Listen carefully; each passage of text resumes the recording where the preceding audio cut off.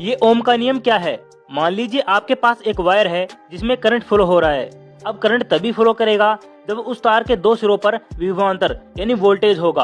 और ओम के नियम के अनुसार किसी भी वायर में बह रही विद्युत धारा विभवांतर के समानुपाती होती है। यानी वोल्टेज बढ़ाएंगे तो विद्युत धारा भी बढ़ेगी और कम करेंगे तो विद्युत धारा भी कम होगी। यहाँ तक तो ठीक था, लेकिन अलग अलग वायर में सेम वोल्टेज पर भी ये विद्युत धारा अलग अलग बहती है। और ये होता है उस तार में हो रहे अवरोध के कारण, जो विद्युत धारा की गति का विरोध करता है, और इसे कहते हैं रेजिस्टेंस यानी प्रतिरोध। तो साफ है कि विद्युत धारा प्रतिरोध के व्युत्क्रमानुपाती होती है।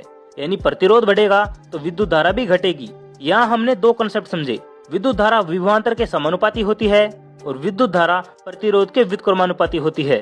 इन दोनों को मिलाकर बनता है I बराबर V/R।